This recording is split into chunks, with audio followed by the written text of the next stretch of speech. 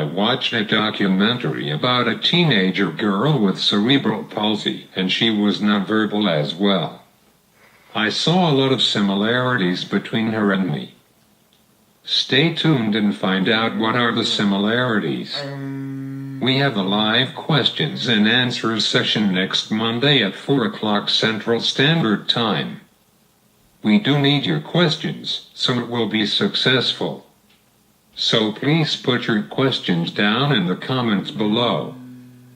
Before I explain the similarities, let me tell you a little bit about this teenager.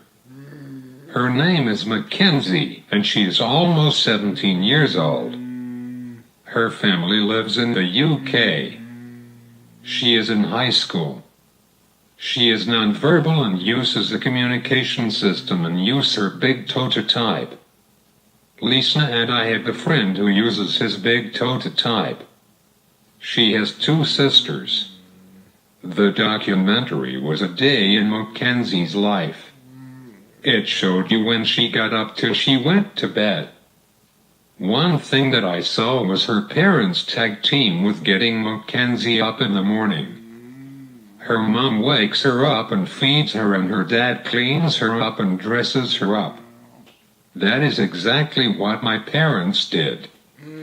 My mom could feed me quickly and Dad could dress me fast. We could get everything done in an hour.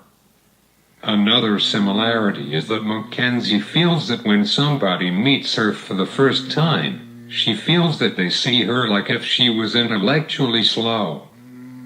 This is exactly what I feel like too. It doesn't matter if I am dressed up nicely or not.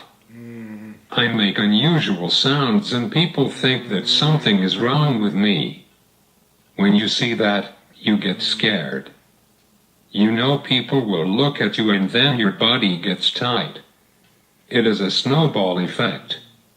Mackenzie said something that I felt for a long time. I think I talked about it before, and it's worth it mentioning it again. When she is at a party and everybody is talking, she feels like shutting down and doesn't try to communicate with others. This is exactly what I feel like too. When I get my comment prepared and say it, the people act like, "What the heck are you saying?" I was commenting on something 5 minutes ago. Nobody remembers, so why bother trying to say anything at all? Making friends is hard for Mackenzie. It is hard for people who are nonverbal and uses a communication system.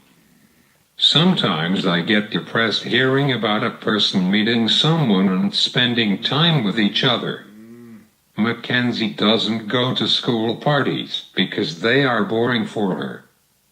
She does homework 3 or 4 hours a night.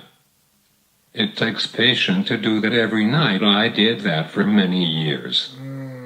When I went for my master's, I worked 8+ hours at work and came home and did homework 3 or 4 hours.